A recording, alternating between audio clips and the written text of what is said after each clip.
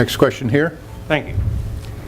I've heard a lot of responses, comments this afternoon about veterans and soldiers, and I think that's an interesting subject matter. And I think we all owe both of you a round of applause for your service to our country as veterans.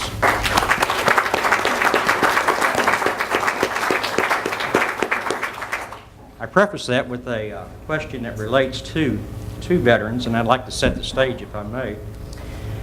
As you may or may not be aware, Montgomery County has 4 of the largest veteran service organizations in the state of Texas, and in the 8th district there are 2 additional veteran service organizations that are large.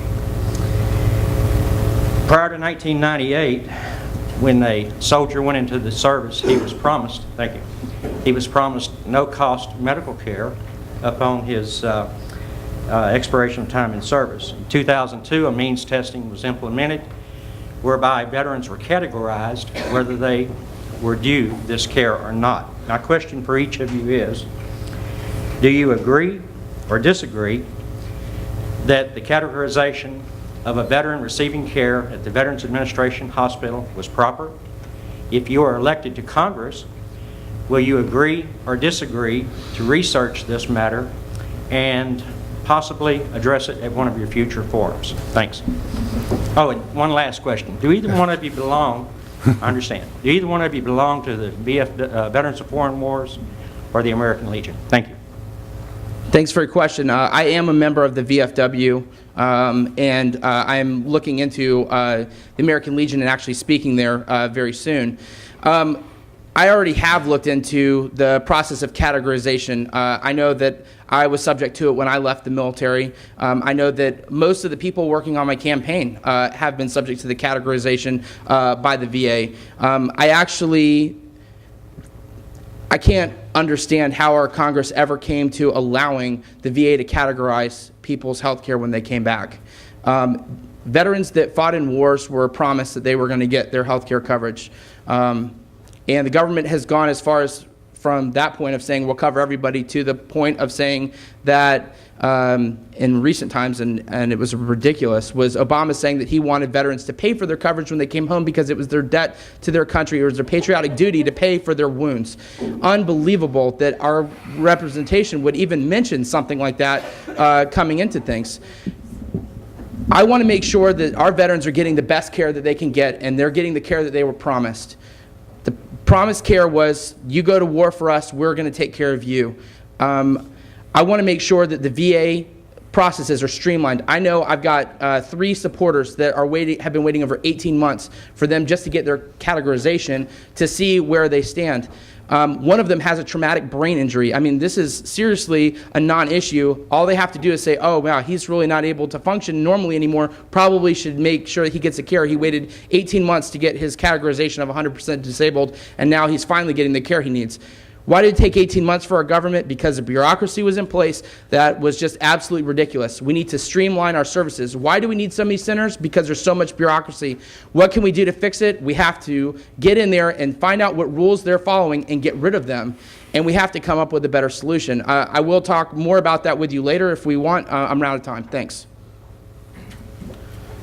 Actually, I think you just said that they're not promised that now. They used to be promised that in the past. So, and now they're promised that they will do a categorization. So they're not effectively promised 100% anymore.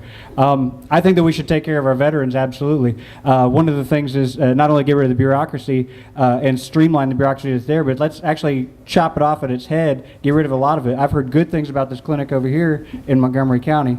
I've heard terrible things about the hospital downtown. I've heard terrible things, the one that was shut down in Maryland last year. Let's get rid of these hospitals that are running poorly, that are being run by the VA. Let's move this into the private industry of hospitalization. Let's offer tax incentives to local clinics, local hospitals, so that veterans can get treatment that they need locally in a timely manner. Put veterans to the top of the line, and we pay for it.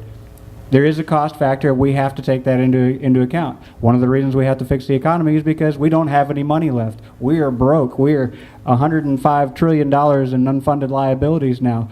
We are at $1 trillion deficits. We have to fix those issues so that we can help the veterans. But we don't just throw money at it, and we don't just kind of clean up little things. Let's fix the problems.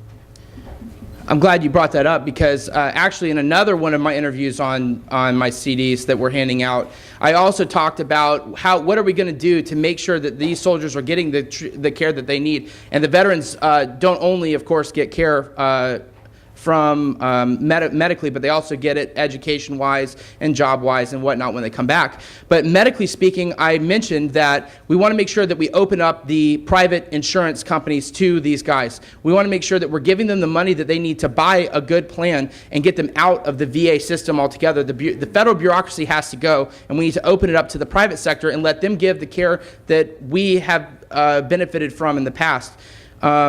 I know that my health care is really great. I was really hoping that the veterans that were coming home were getting that same service. I've recently found that that's not the case. Throwing money at the problem won't fix it. Streamlining the services will, and making sure that the money is in place for those veterans is paramount.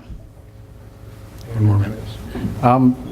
You know, I've spoken to several veterans and recently, and I'm related to some of them, and some of them are just supporters and friends. They go downtown.